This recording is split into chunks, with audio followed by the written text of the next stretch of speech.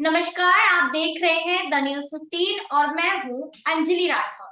जैसा कि आप सभी ने पिछली चर्चाओं में देखा कि हम सहारा इंडिया के खिलाफ जिस तरीके से मोर्चे चल रहे हैं, उनके दौरान जिस तरीके से जो लोग उनके मोर्चे खोलकर उनके खिलाफ प्रदर्शन कर रहे हैं, उसी कड़ी में आज हमारे साथ चर्चा के लिए मौजूद हैं नागेंद्र कुशवाहा जी। ये ऑल इंडिया जन आंदोलन संघर्ष न्याय मोर्चा के राष्ट्रीय उपाध्यक्ष हैं। इनसे बातचीत करेंगे और चर्चा का दौर बनाएंगे। सर, सबसे पहले तो आपका बहुत बहुत स्वागत है द न्यूज 15 में। जी मैडम, नमस्कार। जी आपको भी बहुत बहुत नमस्कार। जी सर, चर्चा की दौर शुरुआत करते हैं कि आपका जो मोर्चा है, इससे पहले हमने इंटरव्यू लिया था आपके राष्ट्रीय उपाध्यक्ष, आप राष्ट्रीय उपाध्यक्ष राष्ट्रीय अध्यक्ष का हमने इंटरव्यू लिया था, उनसे बातचीत की थी आपके मोर्चे को लेकर। लेकिन आज हम बात करेंगे आपको लेकर कि आप इस मोर्चे से कैसे जुड़े, क्यों आपने सहारा इंडिया के खिलाफ आवाज उठाने की सोची, ऐसी कौन सी विपदा आई कि आपने सहारा इंडिया के खिलाफ आवाज उठाई। जी मैडम, बहुत अच्छा सवाल आपने पूछा। देखिए, मैं नागेंद्र कुमार कुशवाहा, संयुक्त ऑल इंडिया जन आंदोलन संघर्ष न्याय मोर्चा का राष्ट्रीय उपाध्यक्ष। जी मैं रहने वाला झारखंड के धनबाद के एक छोटे से शहर मैथन से हूँ। यहाँ पर मैडम सहारा में हम लोगों ने काफी रुपया निवेश किया हुआ है। जी बहुत से यहाँ लोग हैं, आज दर दर की ठोकर खा रहे हैं। आज विगत 4-5 सालों से सहारा की ऑफिस का चक्कर लगा रहे हैं और उनको झूठा आश्वासन दिया जाता है कि आपका भुगतान अब हो जाएगा, अब हो जाएगा, अब हो जाएगा, लेकिन होता नहीं है। जी उसी में बहुत सारी हमारी बहनों को, बहुत बेटियों की शादी टूट गई। बहुत सारे कार्यकर्ता हमारे आत्महत्या करना शुरू कर दिए। हमारे यहाँ भी कुछ आत्महत्या का दौर शुरू हो चुका। और जो कार्यकर्ता इसमें काम कर रहे थे, उनके घरों पर चढ़ करके जो जमाकर्ता थे, उनके सामने, परिवार के सामने गाली गलौज, मारपीट करना शुरू किए, मोटरसाइकिल छीनना शुरू किए। लोगों का घर से निकलना बहुत दिक्कत हो गया। खास करके जो हमारी बहनें जो सहारा इंडिया में कार्यकर्ता के रूप में काम करती थी, आप सोच सकते हैं कि एक पुरुष को अगर दो गाली दे दिया जाए तो वो भी जवाब दे सकता है, लेकिन महिलाओं के ऊपर जो ये होता है तो बहुत जी बड़ा अत्याचार होना शुरू हो गया। तो हमको लगा कि कहीं ना कहीं बहुत गलत हो रहा है। इसी बीच में एक बार नहीं, 2 बार सहारा के जो मुखिया हैं श्री सुब्रत राय जी, वो स्वतः टीवी पर आ करके बोले कि सितंबर 2021 तक, जुलाई अगस्त सितंबर 2021 तक भुगतान हो जाएगा। और ये इतना ही नहीं, वो कहे कि 14,700 करोड़ रुपया विदेश से भुगतान के लिए आ भी चुका है। और जैसे ही कोरोना के बाद ये मुंबई हाईकोर्ट खुल जाएगा तो पैसा आपका रिलीज हो जाएगा और आपको भुगतान हो जाएगा। और उन्होंने कहा कि 8 सोर्सेस से पैसा आ रहा है, जिससे कि हम लोग भुगतान को निपट लेंगे। इसके पहले भी एक डेट दिए थे, वीडियो बना के भेजे थे, मार्च 2021 तक का। जी फिर उन्होंने कोरोना का हवाला दिया कि नहीं हो पाया, लेकिन इस बार हो जाएगा, और वो नहीं हुआ। तब हम लोगों को लगा कि जिस कंपनी का मुखिया, जिसको लोग सहारा के लोग भगवान की तरह पूजा करते हैं, और वो मुखिया ही इतना बड़ा झूठ बोल रहे हैं, तो आम लोगों का क्या होगा? फिर जो नीचे के अधिकारी हैं उसका बात हम कैसे सच मान लें?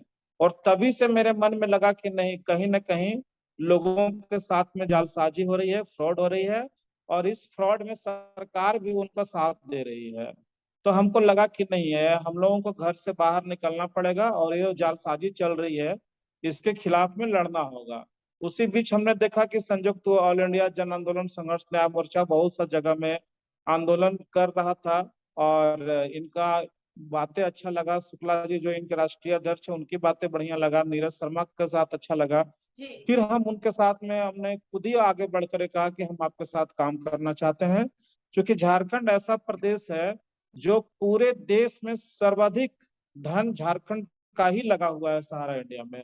जी यहाँ के लोग खास करके ज्यादा किसान, मजदूर, नौकरी वाले लोग यहाँ ज्यादा लोग हैं, किसान भी हैं। उनका धन एमआईएस के रूप में हो, या फिक्स डिपॉजिट के रूप में हो, रेकरिंग के रूप में हो, या जो ठेला चलाने वाले, खुमचा चलाने वाले, जूता पॉलिश करने वाले, ये लोग जो 2 रुपया, 4 रुपया, 10 रुपया करके इनको दिए थे, आज किसी का पैसा नहीं मिल रहा और सारे लोग सड़क पर आ गए हैं। कोई बीमारी से मर रहा है, किन्हीं की बेटी की शादी टूट रहा है।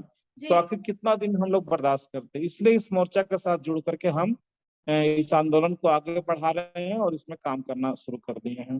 सर आपसे मुलाकात हुई थी दिल्ली के जंतर मंतर पर, जो 5, 6, 7 जी को जंतर मंतर पर सहारा इंडिया के खिलाफ प्रदर्शन हुए थे। सर हम्म। उसका क्या परिणाम निकला है, क्या निष्कर्ष निकला है? आप लोग 3 दिवसीय आपने वहां पर धरना प्रदर्शन किया। राष्ट्रपति ने आपको आश्वासन दिया 1 हफ्ते का, तो उस 1 हफ्ते के बाद क्या आपको निर्णय मिला है, उसका क्या निष्कर्ष निकला है? जी मैडम, एक बहुत ही अच्छा सवाल आप पूछे। इसके बारे में हमें भी कई जगह से फोन आया जी, कि राष्ट्रपति मैडम ने अभी तक क्या किया। जहां तक जी, मुझे पता है कि अभी तक उसका परिणाम कुछ भी नहीं निकला है। जी, राष्ट्रपति मैडम को जो भी ज्ञापन हम लोग दिए थे, तो ये केवल इतना हुआ है कि वो संबंधित विभागों में उस पत्र को आगे बढ़ाई है इस पे कार्रवाई करने के लिए, लेकिन परिणाम अभी उसका नहीं निकला है। जी, और रहा सवाल जंतर मंतर का धरना कार्यक्रम का, तो वो 5, 6, 7 तारीख को हम लोग भी जान रहे थे कि परिणाम वहां से नहीं निकलेगा, लेकिन भारत सरकार का जगाना बहुत जरूरी था। इसीलिए वो जगाने के लिए ही हम लोग वहां गए थे कि चूंकि ये पीड़ा जो है पूरे 1, 2 लोगों का नहीं है। अभी आप कुछ जी, दिन पहले देखे होंगे कि हमारी माननीय फाइनेंस मिनिस्टर सीतारमन मैडम ने एक पार्लियामेंट में एक रिपोर्ट दिया था। उस जी, रिपोर्ट के हिसाब से पूरे भारत का एक प्रोजेक्शन उन्होंने दिया था कि 13 करोड़ जमाकर्ता का धन इसमें निवेशित है, जी, जिसमें 1.12 लाख करोड़ रुपया इसमें इन्वेस्टमेंट मनी है। तो आप सोच सकती हैं कि 13 करोड़ जमाकर्ता अगर हैं, तो प्रत्येक जमाकर्ता के पीछे उनके घर में कम से कम 4, 5 मेंबर भी हैं जो इस देश के ही वोटर हैं। उनका भी उम्र 18 साल से ऊपर ही करीब करीब हो गया है सब लोगों का। क्योंकि सहारा इंडिया में जो धन निवेशित है लोग कर रहे थे, आज विगत 10, 12 सालों से कर रहे हैं, कुछ लोग तो और ही पहले से हैं। तो जी, कैलकुलेशन करके देखा जाए तो 13 करोड़ इंटू 5 मतलब 65 करोड़ जमाकर्ता इससे प्रभावित हैं। 13 करोड़ जमाकर्ता और उनके परिवार को मिला दिया जाए तो 65 करोड़। जी, ये प्रत्यक्ष उस रिपोर्ट के हिसाब से ही निकल के आ रहा है। और मैच्योरिटी अमाउंट जब है वो करीब करीब 3 लाख करोड़ रुपया से ज्यादा है। जी, और ये समझ लीजिए कि देश का बहुत बड़ा स्कीम है, बहुत बड़ा स्कीम है, लेकिन फिर भी सरकार इसके ऊपर ध्यान नहीं दे रही है। तो आज ये जो 65 करोड़ तो हो गए आपके जमाकर्ता, उसके बाद सहारा के जो कार्यकर्ता जो काम कर रहे थे उनकी संख्या भी 10 से 12 लाख है। ये सहारा खुद ही हर बार घोषणा करता रहा है। जी, उनकी भी संख्या अगर मिला लें तो कम से कम 80 करोड़ के लगभग इस देश के लोग प्रभावित हैं, मतलब हिंदुस्तान की आधी आबादी से ज्यादा। तो ये लोग कहाँ जाएंगे? तो इनका मांग जो है भुगतान करने के लिए, उसके लिए हम लोग आगे आए हैं और सरकार को ये बताने का काम कर रहे हैं कि ये जो 80 करोड़ जनता हिंदुस्तान की प्रभावित हुई है, वो आप ही का वोटर है, आप ही का नागरिक है, सब जी, कुछ आपका है। उसके जी, निदान के लिए आप आगे आइए। सर मेरा आपसे सवाल आप ही के जवाब में से है कि आपने बोला कि इतने करोड़ लोग जो हैं वो आर्थिक तंगी से जूझ रहे हैं, उनका इतना पैसा जो है सहारा इंडिया में फंसा हुआ है, और दूसरी ओर आप कहते हैं कि 5, 6, 7 को जंतर मंतर पर जो आपने प्रदर्शन किया, उसका निर्णय, उसका निष्कर्ष जो होने वाला है वो आपको पहले से ही पता था कि इस पर कोई सुध नहीं ली जाएगी। तो आखिर क्यों उन आर्थिक तंगी वाले निवेशकों को आप लोगों ने वहां बुलाया दिल्ली पर, जिनका आर्थिक रूप से पहले ही हाथ तंग चल रहा है, तो वहां आकर उनके ऊपर और आर्थिक दबाव पड़ा होगा, आने जाने का खर्चा, 3 दिन का दिल्ली में रहने का खर्चा। तो इसको भी देखते हुए, इसके मद्देनजर आप लोगों ने फिर भी आपने ये प्रदर्शन रखा, आपको निष्कर्ष नहीं पता था, उसके बाद भी आपने उनको रखा, तो कहीं ना कहीं आप ही के निवेशकों पे ये भारी पड़ा। दर्शन से हम लोग सरकार को जगाना रहे थे, सरकार को बताना चाह रहे थे कि लोग इतनी पीड़ा में हैं, जी, इनका ध्यान दीजिए। ये बात आपका कि उनका आंशिक खर्च हुआ, जितना उनका जी, इन्वेस्टमेंट है उसका आंशिक खर्च जरूर हुआ, जी, लेकिन ये बात हम लोग कम से कम सरकार को बताने में सफल हो गए कि पूरे देश के लोग आक्रोशित हैं, अगर ये भुगतान पाने के लिए कुछ भी कर सकते हैं। तो लेकिन सर कृपया ऐसी ही इनसे आवाज तो पहले भी उठ चुकी है अन्य मोर्चों के द्वारा, जब 1 हफ्ते का आश्वासन पहले भी राष्ट्रपति दे चुके हैं। नहीं नहीं, राष्ट्रपति मैडम तक तो हम लोग वही से जब धरना जो है 5, 6, 7 का हुआ अगस्त में, उसके बाद राष्ट्रपति मैडम तक हमारी बात पहुंची है। उसके पहले हम लोग राष्ट्रपति मैडम तक नहीं गए थे। उसके आप पहले ही हम के लोग आप ही के साथ जो नीरज शर्मा जी हैं, उनके साथ और भी अन्य लोग हैं ऐसे आपके साथ जुड़े हुए जो अन्य मोर्चों के साथ आपका समर्थन कर रहे थे उस दिन जंतर मंतर पर, जिस दिन आप लोग प्रदर्शन कर रहे थे। उन्हीं मोर्चों के कुछ लोग पहले भी आवाज उठा चुके हैं उसी जगह पर, जंतर मंतर पर। और राष्ट्रपति जो रामनाथ कोविंद थे उनको पहले भी उनको पत्र दिया जा चुका है और उन्होंने पहले भी 1 हफ्ते का आश्वासन दिया। ये जानते हुए कि आप लोगों का जो निष्कर्ष आने वाला है वो फिर से 1 हफ्ते का आश्वासन देंगे, उसके बावजूद आप लोगों ने आवाज उठाई, और आवाज उठाई तो आप लोग फिर से 1 हफ्ते के आश्वासन पर शांत हो गए। तो ये कौन-सी प्रतिक्रिया थी आपकी कि आप पहले भी मान चुके थे और अभी भी आपने सेम जैसा पहले किया वैसा ही आप लोगों ने फिर से दोहराया? जी मैडम, इसके पहले संयुक्त ऑल इंडिया जन आंदोलन संघर्ष मोर्चा की ओर से जी, जंतर मंतर पर कोई धरना नहीं दिया गया था। ये हमारा पहला धरना था जो अगस्त के महीने में 5, 6, 7 को हम लोग वहाँ किए। हो सकता है कि अन्य कोई और भी लोग, जी, चूंकि बहुत सारे संगठन इस देश में खड़ा हुए हैं जी, इस मुहिम में, तो अन्य लोग अगर दिए होंगे राष्ट्रपति माननीय गोविंद जी को, तो हमको उस बारे में आइडिया नहीं है, क्योंकि हम अपने संगठन से पहली बार राष्ट्रपति महोदया से हम लोग मिलने का काम किए और उनको अपना ज्ञापन देने का काम किए हैं। तो सर कहीं न कहीं जो सारे निवेशक हैं अलग-अलग मोर्चों में बँटे हुए हैं और आपको नहीं लगता कि सारे निवेशक अगर अलग-अलग मोर्चों की जगह एक मोर्चे के तले, एक बैनर के तले अगर प्रदर्शन करते हैं, अपनी आवाज़ को उठाते हैं, तो कहीं न कहीं आपकी आवाज़ और ज़्यादा बुलंद हो सकती थी? बिल्कुल। ये बात हुई मैडम। एक्चुअल क्या है कि ये चीज बहुत पहले से शुरू हो चुका था अन्य प्रदेशों में। लोग छोटा छोटा संगठन बना करके और अपना लड़ाई को तेज कर रहे थे। जी, जैसे आपका मध्य प्रदेश में, छत्तीसगढ़ में बहुत दिनों से लोग छोटे छोटे संगठनों में कोई पीआईए लगा रहे थे और कोई एनजीओ बना करके इससे लड़ने का काम कर जी, रहे थे। ये आपका बात बिल्कुल सही है। लेकिन जैसे ही ये संयुक्त मोर्चा ऑल इंडिया जन आंदोलन संगठन मोर्चा का जो छोटे छोटे संगठन चलाने वाले लोग थे, वो सब लोग करीब करीब इसी में जुड़ गए हैं।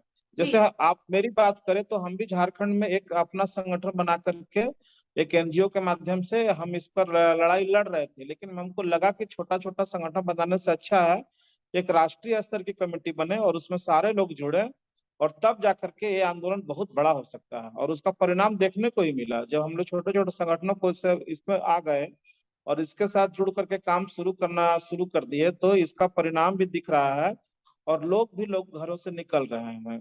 जी। और ये आपकी बात एकदम सही है कि और बाकी लोग जो अन्य छोटे छोटे संगठनों के साथ मिल करके काम कर रहे हैं, उनसे भी आग्रह करेंगे कि आप भी इसके साथ जुड़िए और इस मुहिम को तेज कीजिए।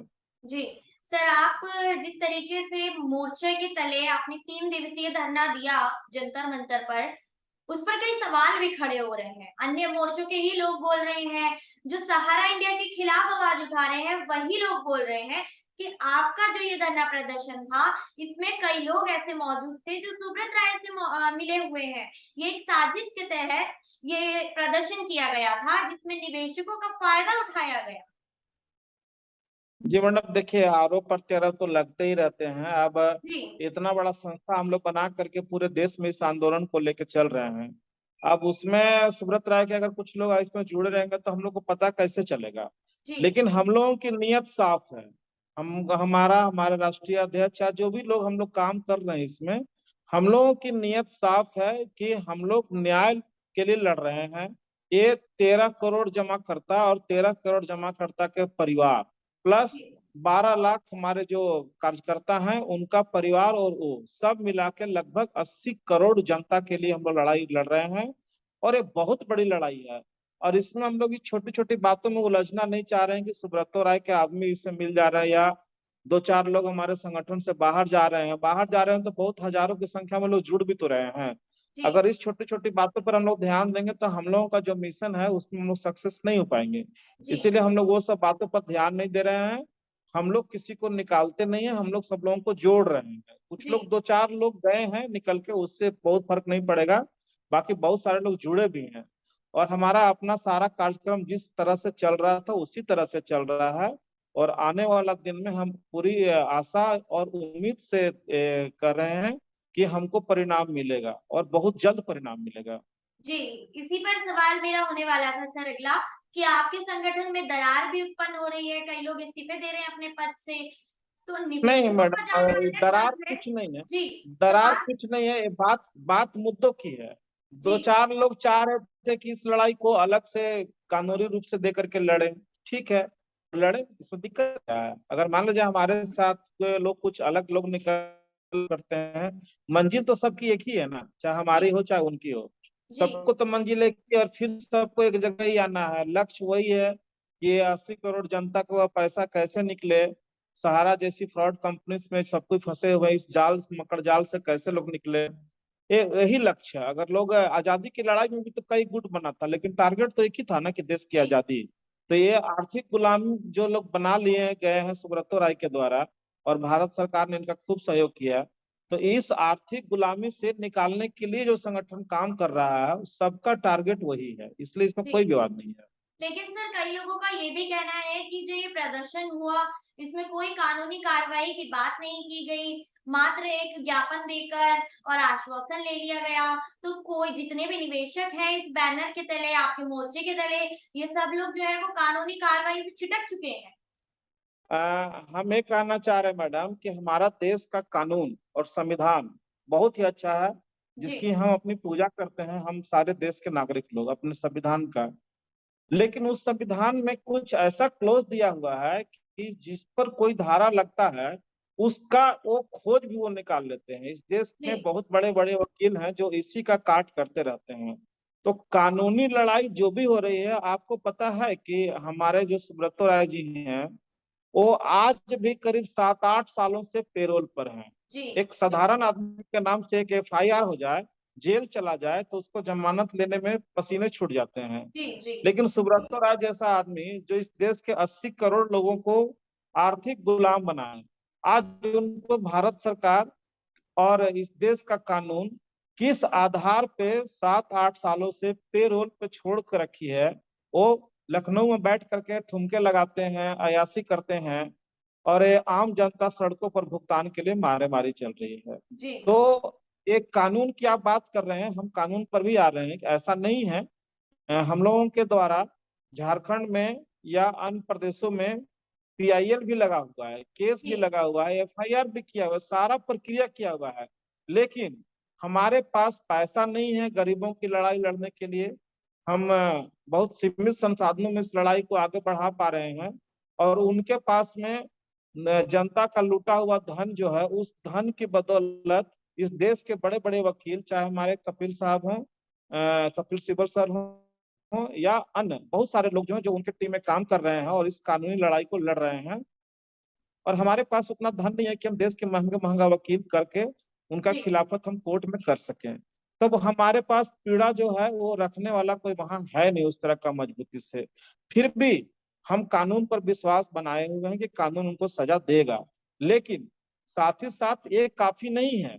इस देश में सबसे बड़ा कानून जनता है, और जी। जनता की अदालत से बड़ा कोई कानून नहीं है। हम उस जनता को ले करके इनके खिलाफ जो मुहिम चला रहे हैं, ये मुहिम और बहुत तेज होगा। क्योंकि हमारा ये मानना है कि भारत का संविधान, भारत का कानून, भारत का न्यायिक व्यवस्था और भारत की कार्यपालिका जितना भी है, शासन से प्रशासन तक, वो जनता के लिए ही बना है। जी। और जनता को न्याय मांगने के लिए कहाँ जाना होगा, जब कोर्ट में एक एक केस में 10-10 साल, 12 साल लग रहा है, जी। और उसका सोल्यूशन नहीं हो रहा है। तो फिर जनता जाए तो कहाँ जाए? फिर तो आप उसी और आशा देखेंगे ना, जिनको हम वोट देते हैं और वोट देकर के जितवाते हैं। तो हम क्यों ना उनको जगाने का काम करें कि भाई हमारी इतनी जो पीड़ा है उसको आप समझें, और हमारी पीड़ा का निदान करें। तो हम उस ओर ही बढ़ रहे हैं। जी। सर चर्चा की समाप्ति करते हुए मेरा आपसे सवाल है कि आपका मोर्चा अब आगे क्या कदम उठाने वाला है अपनी आवाज को बुलंद करने के लिए? जी मैडम, हमारा मोर्चा जो है, हमारा एकदम विजन साफ है कि अभी भारत के जितने भी राज्य और जिले हैं, चूंकि जी। हमने दिल्ली में जंतर मंतर पर एक आगाज किया है, जी। और उसका परिणाम निकालने के लिए नीचे तक हम जाएंगे। प्रत्येक जिलों में हमारा संगठन के लोग काम कर रहे हैं, हमारी कमेटी बनती जा रही है, जी। और प्रत्येक जिलों में धरना प्रदर्शन का कार्यक्रम होगा। प्रत्येक जिले में हम लोग अपने जो वहाँ के कलेक्टर साहब होते हैं उनको हम ज्ञापन देंगे, और यहाँ के जो सांसद हैं उनको ज्ञापन देंगे, और पूरे देश में मेरा कार्यक्रम चलेगा। अगर इससे भी परिणाम नहीं निकला, जी। तो मेरा उसके बाद का जो कार्यक्रम होगा कि हर देश के राजधानी में वहाँ जो मैदान होते हैं, ग्राउंड, जैसे आपका पटना का गांधी मैदान है, रांची का मोरहाबादी है, छत्तीसगढ़ का है, हर राजधानी में हम लोग अपने जमाकर्ता और कार्यकर्ता को लेकर के अनिश्चितकालीन वहां बैठेंगे, अपना सारा सर्टिफिकेट लेकर के, कि जी भारत सरकार हमारी बात माने और हमारा भुगतान करे। एक सवाल उसमें और था मैडम, मैंने एक जवाब था, बिना सवाल का आपको हम बता देते हैं कि चूंकि इस देश में जो सहारा ने फ्रॉड किया है उसको संरक्षण देने का काम भारत सरकार ने किया है, जी क्योंकि सहकारिता मंत्रालय जो है उसके द्वारा संचालित किया हुआ इनका सारा स्कीम है, और सहकारिता मंत्रालय जो है भारत सरकार के अधीन है। अगर सहकारिता मंत्रालय चाहे तो पूरे देश का भुगतान 2 से 3 दिन में करा सकता है। जी जब लोगों को लिए इतना, जो भी चीज आप देखे होंगे, कोरोना के बाद इस देश में 20 लाख करोड़ का एक पैकेज का घोषणा किया गया था इंडस्ट्री को बचाने के लिए। जी उसका लाभ कितना हुआ इस पर हम नहीं जाना चाहते हैं। जब इंडस्ट्री को बचाने के लिए 20 लाख करोड़ का पैकेज दिया जा सकता है, तो क्या ये 80 करोड़ जो जनता है, इनकी बेटियों की शादी के लिए और इनके दवाई खर्च के लिए जी या बिल्कुल अन्य जो चीजें के लिए पैसा फंसा हुआ है, क्या इसके लिए पैकेज नहीं दिया जा सकता है? जी तो हम भारत सरकार से ये मांग करते हैं कि 2 लाख करोड़ रुपए का पैकेज इस 80 करोड़ जनता के लिए दिया जाए, और ये पैसा आप सहारा से कैसे वसूलेंगे ये बखूबी सहकारिता मंत्री के जो मंत्रालय के जो हमारे माननीय अमित शाह जी हैं उनको पता है। जब इस देश का इतना बड़ा प्रॉब्लम सोल्व कर सकते हैं तो ये भी कर सकते हैं।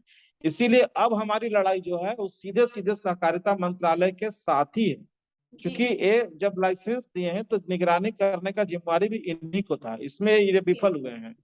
तो फिर हमारी बात उन्हीं को सुनना पड़ेगा, और उसके लिए हमने अभी माननीय अमित शाह जी को एक पत्र भी लिखा है, जिसका जवाब अभी कब आएगा पता नहीं है। जी और हमारा कार्यक्रम यही होगा कि इसके बाद हम पूरा जिलावार कार्यक्रम को जब समाप्ति हो जाएगी और उसके बाद भी अगर परिणाम नहीं निकला तो हम प्रदेश की प्रत्येक राजधानियों में जाकर के अपने जमाकर्ता के साथ सर्टिफिकेट लेकर के वहीं बैठेंगे जब तक कि हमारा भुगतान ना हो जाए। जी बहुत बहुत शुक्रिया सर द न्यूज़ 15 के साथ जुड़ने के लिए। ऐसी और चर्चाएं लेकर मैं अंजलि राठौर आप सभी के सामने आती रहूंगी। वीडियो अच्छी लगी हो तो लाइक शेयर कमेंट जरूर कीजिएगा और हमारे यूट्यूब पेज को सब्सक्राइब करना ना भूलिए। धन्यवाद।